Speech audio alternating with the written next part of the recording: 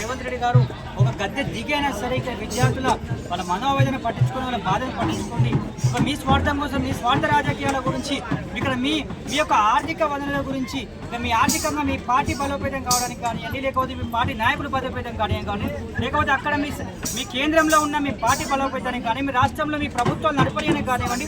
So దయచేసి ఇక్కడ ఉన్న 400 ఎకరాలను ఇక్కడ కాపాడని ఇక్కడ మీరు దొంగ లెక్క మీరు రాక్షసుల లెక్క గద్ద లెక్క వాళ్ళు ఇక్కడ పీక్కొని తిరగకుండాని పిఆర్టీవీ తరఫున నేను అడుగుతా ఉన్నా.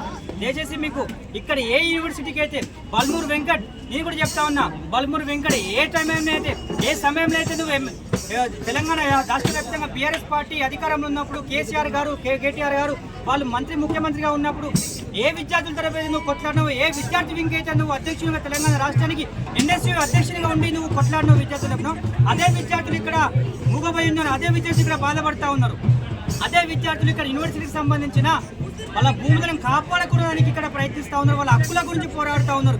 ఒకళ్ళు ఇక్కడ తెలంగాణ రాష్ట్ర విద్యార్థులే కాదు, ఇండియాలో ఉన్న భారతదేశంలో నలుమూలలో ఉన్న 25 రాష్ట్రాలకు సంబంధించిన విద్యార్థులు కూడా ఇక్కడ చదువుకుంటారు. అక్కడ ఢిల్లీ యూనివర్సిటీలో అక్కడ కాలుష్యం ఎక్కువైపోయి అక్కడ పొల్యూషన్ ఎక్కువైపోయాడు, అక్కడ చదువుకోలేని పరిస్థితుల్లో అక్కడ వాళ్ళ విద్యార్థుల ప్రాణాలు అక్కడ పోతూ ఉంటే వాళ్ళకి ఇబ్బందులు పడతా ఉంటే అక్కడ మేము చదువుకోలేము అనే పరిస్థితుల్లో ఉండి ఇక తెలంగాణ రాష్ట్రంలో ఒక హైదరాబాద్ యూనివర్సిటీ ఉన్నది, ఒక గ్రీనరీ ఉంటుంది, ఒక పొల్యూషన్ ఉంటుంది, ఇక్కడ నేచర్ని వాళ్ళు బాగా వాళ్ళు రెస్పెక్ట్ ఇచ్చి ఇక్కడ చదువుకుంటూ ఉన్నారు. కానీ ఏ బల్మూరు వెంకట్ మీరు విద్యార్థుల తరపున మీరు పోరాడి విద్యార్థుల తరపున విద్యార్థుల నెంబర్ పెట్టుకొని మీరు ఎమ్మెల్సీ అయ్యి ఇక్కడ ఈ స్థానంలో కూర్చున్నారు. కొంచెం సిగ్గు తెచ్చుకొని బల్మూరు వెంకట్ గారు ఈ విద్యార్థుల ముఖం చూడండి, ఈ విద్యార్థుల ఆవేదన చూడండి, ఈ విద్యార్థులను పట్టించుకోండి. ఇప్పుడు నీకు ఎమ్మెల్సీ వచ్చింది కాబట్టి నోట్లో బెల్లం గడ్డ పెట్టుకొని సపరేట్ కూర్చున్నావు. ఎక్కడ పోయినాయి ఉద్యమకారులు అనే విద్యార్థులు ఎక్కడ పోయినాయి? ఏదైతే బీఆర్ఎస్ పార్టీ అధికారంలో ఉన్నప్పుడు బీఆర్ఎస్ పార్టీ తరఫున బీఆర్ఎస్ పార్టీ దుమ్మెత్తి కూర్చుంది కదా, బీఆర్ఎస్ పార్టీ కానీ మరి ఇక్కడ కాంగ్రెస్ ప్రభుత్వం వచ్చినాక ఎక్కడ పోయిండు? భాష యాదగిరి ఎక్కడ పోయిండు? తెలంగాణ విట్టలు ఎక్కడ పోయిండు? తొలివెల్లి రఘు ఎక్కడ పోయిండు? తీన్మార్ మల్లన్న ఎక్కడ పోయిండు? ఈ ప్రశ్నించే గొంతులను ఎక్కడ పోయింది? ఏదైతే నేను ప్రశ్నించే గొంతు కానీ తీన్మార్ మల్లన్న తన క్యూలు ఇచ్చానగా ప్రతి ఒక్క రోజు కొద్దిగా లేవగానే దుమ్మెత్తి పోసింది కదా ప్రభుత్వం మీద.